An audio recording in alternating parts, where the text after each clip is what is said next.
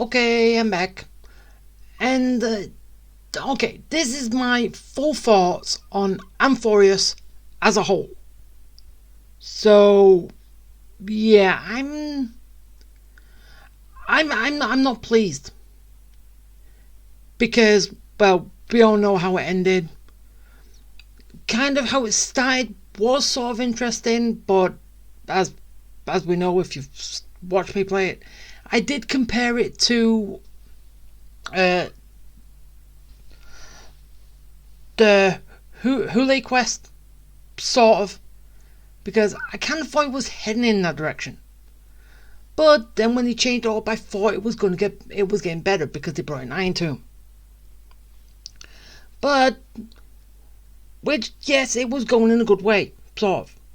It's still technically using, as I said, the premise of Hule, but it was still becoming its own thing.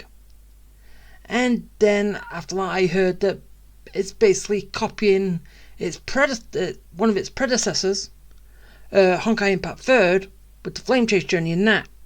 Which, and then they made some. And then I've seen loads of comparisons, and yeah, it's starting making it look a little bit worse because it's basically, hey, can I see your homework? Can I copy it?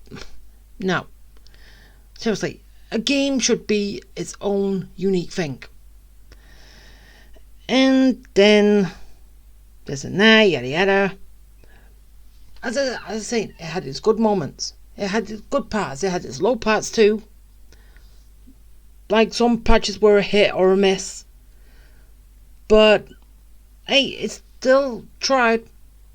Even though I'm kind of praising it right now, but as I said, overall, it was not good. And then they completely ruined it at the end for how they wanted to wrap everything up. Like, one, they wanted to not let Amphoreus join the rest of the universe. It's still locked in its own like little pocket of time. And yeah, I can't believe, even though yes, I was commenting on the fact that Amphoreus looks like the infinity symbol. But now having got to the end, it's based, well, it's still kind of like the same thing. It's still infinite, but it's Ouroboros, the snake eating its own tail, which is still technically infinite, but still.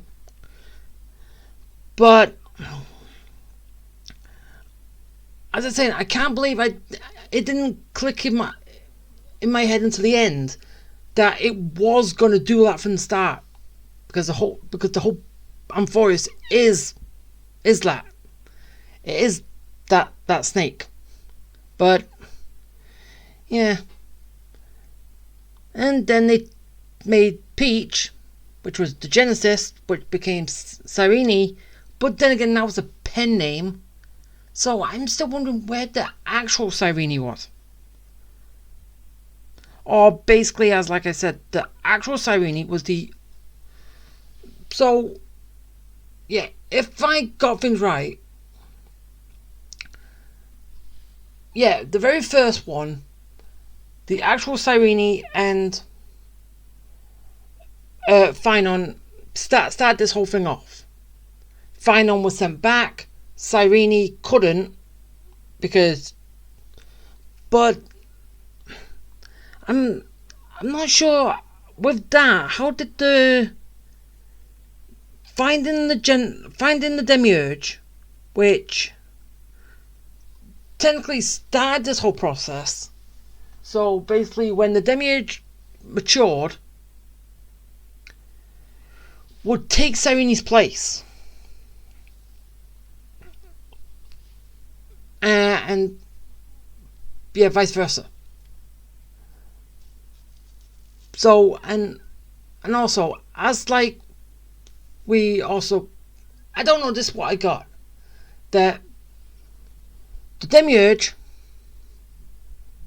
basically is Iron Tomb, but is it the Iron Tomb that came back after becoming a god, or is it something else? Because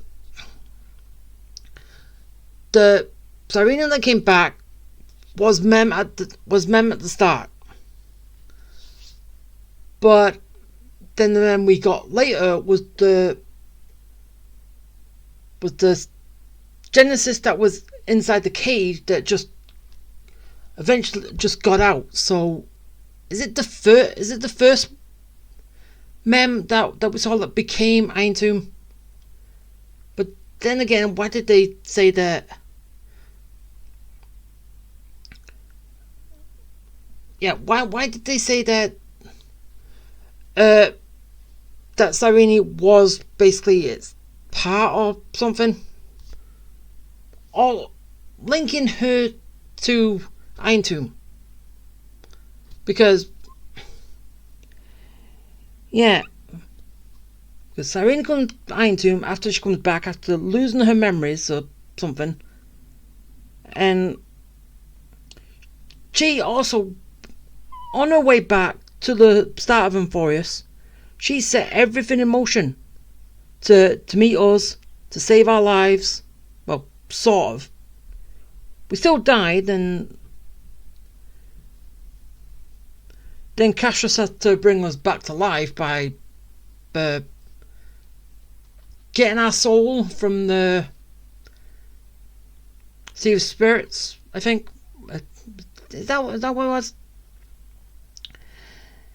And then she brought the prophecy of Oz to Finon's attention.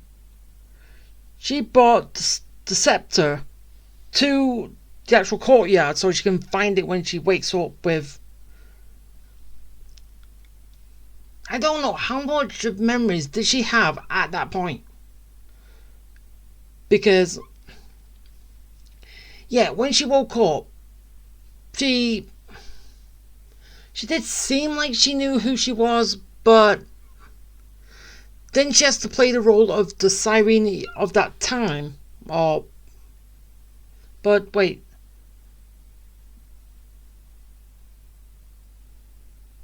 So she was always the Cyrene of that time. But wait, then that doesn't... It can't just make sense. Because if she was always the Cyrene of the time, then what about the very first instant of Amphoreus time looping and all that? Because if the Demiurge didn't have a sense of love and all that and become Cyrene, how does she talk to herself about it? You gotta think that. And anyway, as well, it's kind of... Amphoreus is stuck, cannot break the paradox it's in, which is basically just keep playing the years and then coming back. But wait, now also, well, actually no, because it's going back in time and all that. Yeah, the whole thing with Xander would still show up because it's still technically back there, but still, it's a loop of a loop, right? It's a 3 million year loop with outside interference, but yeah, and all that. So overall, not really that good. They could have gone different ways. They could have actually ended it with a happy ending. Because of the way they ended it, I am not going to be pulling Cyrene. I was going to pull Cyrene if...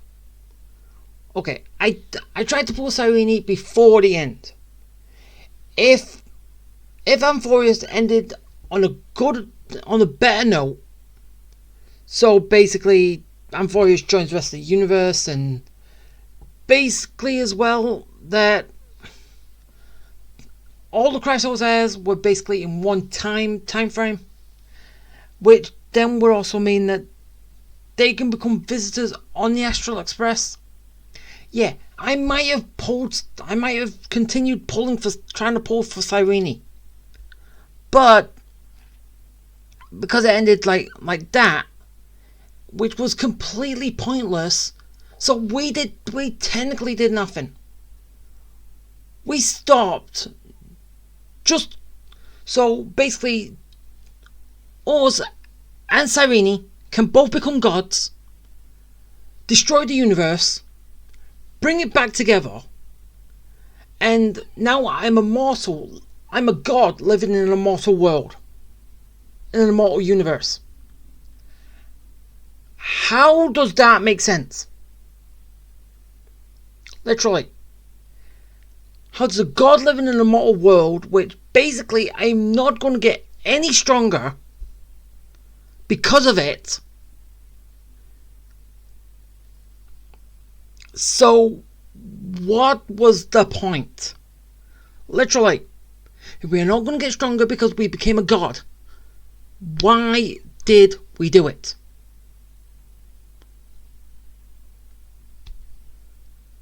And you can't say, yes, we went into there just so we could get the remembrance path, but we could have got that somewhere else. I don't know, we could have found some other marches in March 7th and got the remembrance path from them. I don't know, found a group of them clustered together and then we get the remembrance path or something. I don't know. It would have been a lot better than Amphoreus with this whole thing. For how long it went, I can't remember when it started, but I know when it finished right now. All that was for nothing. The only benefit we got from that was basically remembrance path. And also basically March 7th and Dan Heng both become demigods, which, yeah, I don't think that's going to play an ounce when in the coming days, is it? No, it's not. The fact that I was immortal, then I became a demigod, now I'm becoming an actual god, not going to play a part in it. The fact that March was okay, at least she's had some sort of progression, but she's not going to advance from this point on. She had no memories. She became an Astral Express member, mortal, demigod. I don't know where we're going from there. But then again, when she became a demigod, they kind of made her have a split personality, not losing her memories. And yeah, basically, they said that to bring out Evernight, she gave up her emotions, but then turned out to be her memories. But as I said, when Evernight first showed up, she said March remembered who she was. But can someone find the link here? The link there. March came to Amphoreus first. Apparently gave up her, and yeah, where's the link? Can someone try and point it out to me? So, because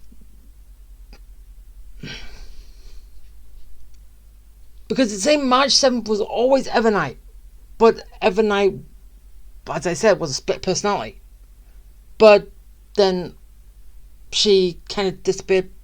Well, then again, that's kind of what all split personalities do. They do eventually disappear. Sort of. But, yeah. And as well, kind of like Dunhung sort of had a progression. He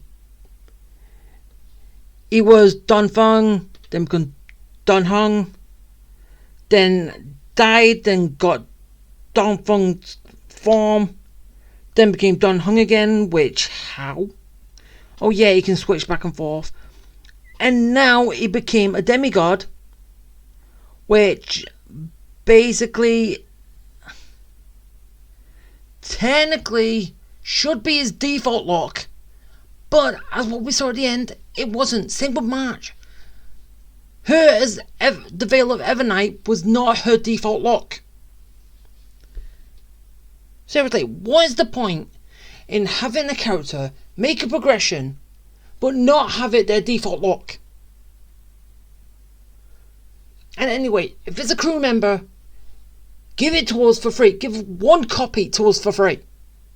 One copy of us for free. They evolve into that unit, which is a 5-star unit. That's the progression of every member. And then we have that 5-star unit, not the 4-star unit. Because why would they gain strength and then voluntarily lose strength and then go forward? They would keep the actual strength, wouldn't they? It's called progression for a reason.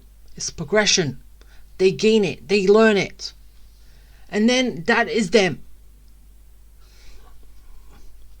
So, yeah. And I could probably give this a rating all in all, which I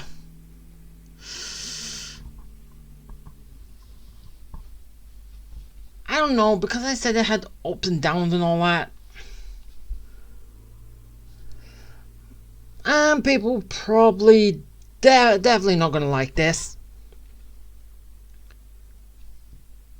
5 out of 10. Right bang in the middle. I know most people would probably rate even higher, but my opinion is my own. Same with all layers. Because what is the point in gaining power and then not having the power when we have finished with said area? Because we keep our powered up form, we keep our new path that we got during said thing, but the other form that everyone else gets, we do not keep.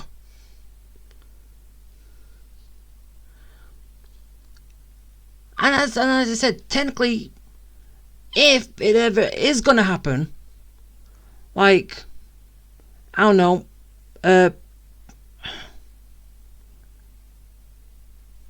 really, what's the name of it now? Yeah, I know. The other female member on the Astral Express. Why can't I remember her name? But her, I would only accept going back and forth is if, one, she loses her memory and then she becomes a 4-star, an early 4-star version of herself. Which that's the only way I can accept when they revert back. Because obviously, she loses her memories, becomes a 4-star version of herself, which will also be in another path. I don't know what it could be. But still. And then afterwards, obviously, she comes back to being a 5-star. Because she gains herself back. Just because the others have gone through it and then gained themselves, and then sort of made peace with themselves and all that, does not mean they're going to lose what they just gained. And plus, if that does happen, it would only, anyway, enhance Himiko. It would only enhance Himiko's power in a base form, which is the 5-star. That's the only thing it will do. But yeah, as I said, 5 out of 10. Weak. And yeah, that's my thoughts. Well, sort of what I can remember, because all this is off the top of my head, as I always do. I play the game, I play it, I try and make sense of it, and then I try and piece it all together. And yeah, I'm just wondering, within this, how did they try and tiptoe back around to the whole issue with March? They didn't. They kind of just fucked it up. But most of the time they try and tiptoe back around.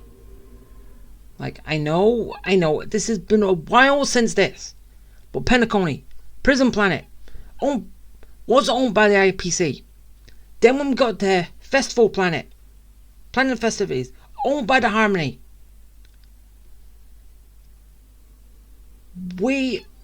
Then Aventurine came here to get Penacony back under the control of the IPC, which he did. So technically it does, but then again, still technically the family is kind of running it. So how does that even work? And we are also a shareholder within Penacony, even though it should have been gone back to a prison planet. Which then again, it's not like they can actually. Well, technically they could, but then every other past event and stuff on there which you haven't done will be lost permanently through game progression. But still,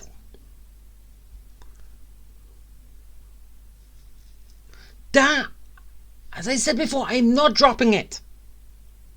It was one thing, then it became another, then tried to get it back, but then they did, but then they didn't, and then we became shareholder. How in the hell does that work? Literally. As I said, I'm not dropping it, because I remember hearing that on the radio, on the Astral Express, that Penacony is a prison planet under the control of the IPC. Because it makes perfect sense, because Penacony, Penitentiary, and the IPC is technically global police that needs a planet to hold all its prisoners. But then they decided to put the prison on the Lawfu. Yeah, like that actually makes a sense. Like, makes any sense. Put a prison on the residential, sort of residential spaceship.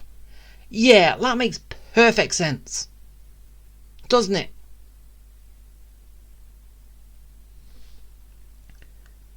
But then again, the IPC doesn't control it. It's the Lawfu that controls it. So, yeah. But I'm getting off topic. That is going to be it. As I said, that's all my thoughts and my feelings on the matter. And now it's time to end. So, if you have anything you want to add, let me know in the comments. If you disagree with anything I've said, let me know in the comments. And anything else you want to talk about this situation, let me know in the comments. If there is a good enough things, I could do a follow-up on talking about some like things people have said, but if not, then I'll just be moving on to whatever comes next. I'm probably finding the perfect time when I'm going to drop this game, because but then again, that'll be for a later date. So yeah, that is it. I'm done. And I hope you liked it. I hope you enjoyed it. I hope it was fun. And yeah. Okay. Bye.